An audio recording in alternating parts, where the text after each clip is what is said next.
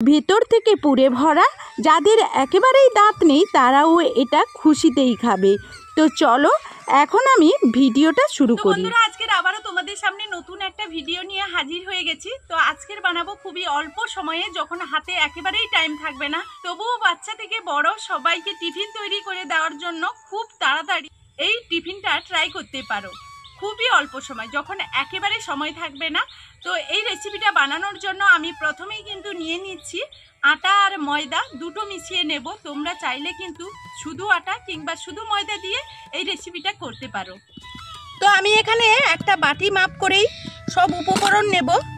আমি এই বাটিতে মাপ করে এক বাটি আটা নিলাম, সঙ্গে এক বাটি ময়দাও নিলাম। এখন আমি এখানে স্বাদ মতো লবণ দিয়ে দেব।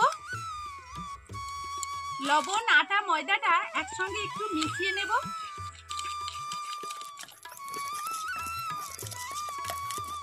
এখন আমি এখানে পরিমাণ মতো জল দিয়ে দেব। এবার আমি তোমাদের জলের পরিমাণটা একটু বলে দিই। আমি এখানে 2 বাটি আটা ময়দা মিশিয়ে নিয়েছি, তার জন্য আমি প্রথমেই 2 বাটি এখানে জল দিয়ে দেব। জল দিয়ে একটু মিক্সড করে নেব।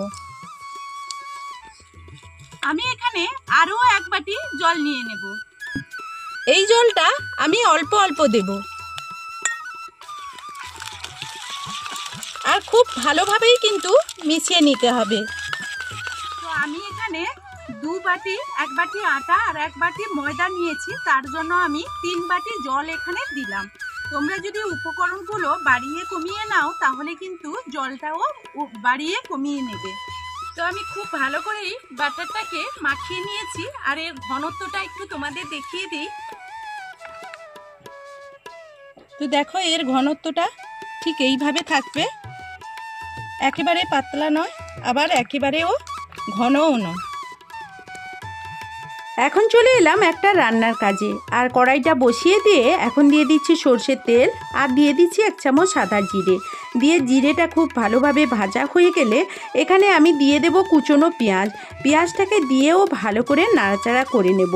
একেবারে কিন্তু পেঁয়াজটাকে ভেজে ফেলবো না। আর এই রকম সাইজের আমি পেঁয়াজ কেটে নিয়েছি। আমি এখানে এখন ডিমের পুর তৈরি করব। এখন এখানে দিয়ে দিচ্ছি কিছুটা কাঁচা লঙ্কা কুচি। আজকের আমি এখানে কাঁচা লঙ্কা দিয়ে রেসিপিটা করছি। তো কাঁচা লঙ্কাটা তোমরা চাইলে স্কিপ করতে পারো, গুঁড়ো লঙ্কাতে করতে পারো। দিয়ে দিচ্ছি এখানে 1 চামচ জিরে গুঁড়ো, আর দিয়ে দিচ্ছি 1 চামচ ধনে গুঁড়ো, আর দিয়ে দিচ্ছি শেষমেশ কিছুটা লঙ্কা গুঁড়ো, অল্প একটু, চাইলে স্কিপ করতে পারো, আর হলুদের গুঁড়ো। সব কিছু উপকরণ একসঙ্গে মিক্সড করে নিলাম। এখন এক সাইডে সরিয়ে রেখে আমি ডিমগুলোকে ফাটিয়ে নেব। ডিমগুলো তোমরা পুরটা কতটা বানাবে সেই অনুপাতেই দেবে। আমি এখানে 3টে ডিম নিয়েছি। এখানে 3টে ডিমেই আজকের ডিমের পুরটা তৈরি করছি। আর তোমরা চাইলে পেঁয়াজের পরিমাণও বাড়াতে পারো। এইভাবে একটা পুর তৈরি করে নেবে। অল্প একটু লবণ ছড়িয়ে এখন আমি এই ডিমের মিশ্রণটাকে তৈরি করে নিলাম। আমি সামান্য কয়েকটা উপকরণ দিয়েই কিন্তু ডিমের মিশ্রণটা তৈরি করলাম।